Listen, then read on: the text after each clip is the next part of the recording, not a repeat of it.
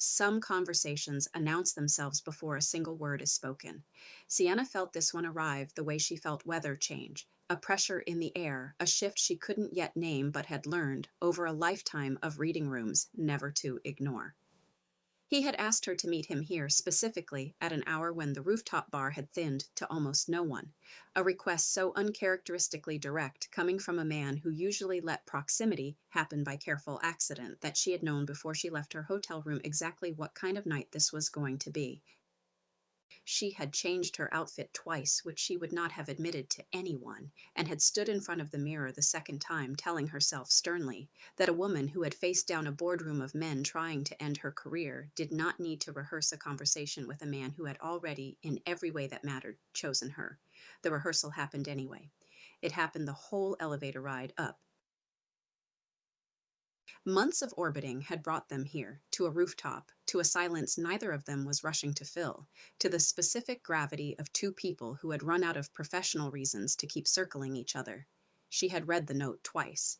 He had watched her build an entire second life, in New Orleans, that had nothing to do with him, and had chosen, still, to come back. There was nothing left between them now but the question itself. Jaewon had rehearsed nothing. This alone told him something about how far he had traveled since the 12 drafts of a 4-word note. He no longer needed to script the truth in advance to trust himself to say it. "I want to ask you something," Jaewon said, "and I want you to know that I will accept whatever you say as final. I am not asking for permission to keep asking." "That's a very careful preamble, Mr. Yoon. I am a careful man. Around you, less than I used to be." She turned to face him fully, the wind off the river pulling a strand of hair loose, and did not fix it. A small thing, but he noticed it the way he had learned to notice every small thing about her, because with Sienna Delacroix, the small things were never actually small. "Ask," she said, "is there a version of this, of us, that you would let yourself want, if the debt didn't exist? If I owed you nothing?" The question hung between them, plainer and more dangerous than anything either of them had said aloud in months of careful circling. Somewhere below, the city went on being the city. Traffic, neon, 1,000 lives that had nothing to do with the two of them standing very still at the edge of a rooftop. "That's not a fair question, Mr. Yoon," she said after a silence long enough that he braced himself for a refusal. "I know. I'm asking it anyway. I've found lately that the fair questions rarely get me anywhere true.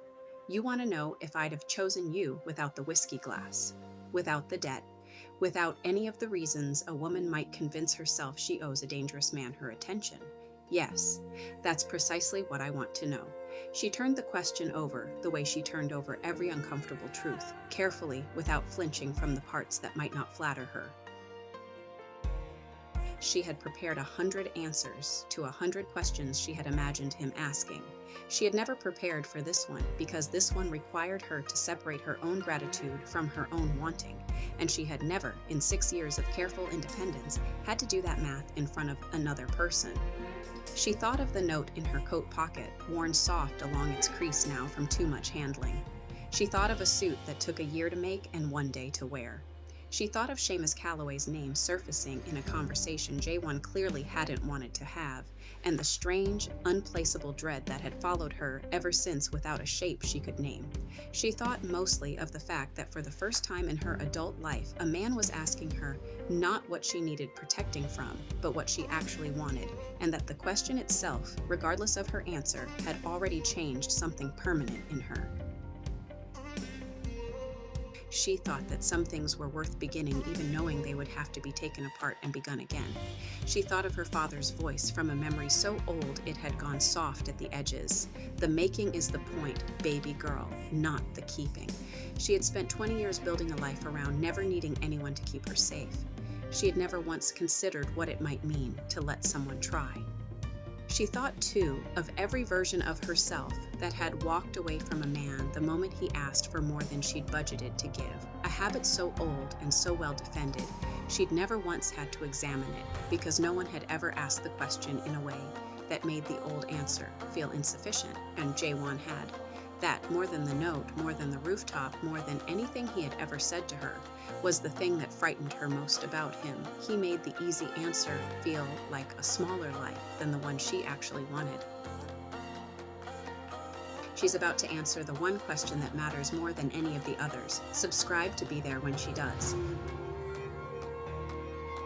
Yes, she said finally.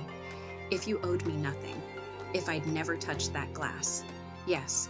He did not move toward her immediately. He let the words sit in the air between them, the way a man handles something he has wanted for so long he no longer trusts his own hands with it. Then I am asking you, he said, not as a debt and not as protection. As a man who cannot stop thinking about a woman who didn't need him and chose him anyway. You realize this doesn't make anything simpler. I'm aware. I've never once wanted the simple version of anything that mattered. She closed the distance herself. It was, everyone who knew her would later agree, entirely in character.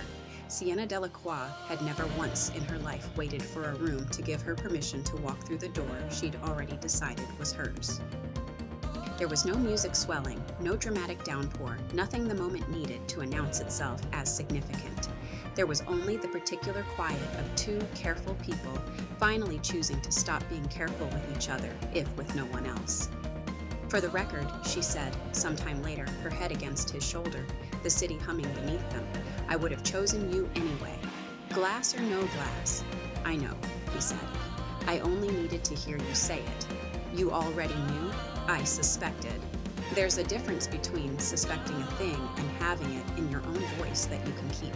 She laughed low against his collar and did not point out that a man who ran half the intelligence apparatus of Seoul had just admitted to wanting a woman's plain words more than any surveillance report he could have commissioned. Some things, she was learning, didn't need pointing out, so, they only needed keeping. Somewhere below them, in a car parked outside the hotel, a man on Declan's payroll took a single photograph and sent it to Seoul, then to Dublin, then, within the hour, to a study in County Clare, where an old man set down his whiskey and said nothing at all, only looked for a long moment at his daughter's smile on his granddaughter's face, lit gold by rooftop light, and understood that whatever time he thought he had left to tell the truth on his own terms had just run considerably shorter. That's this episode of Whiskey and War. If you're new here, welcome. Hit subscribe so you don't lose your place. Next episode, The First Move. Trust me, you don't want to miss it.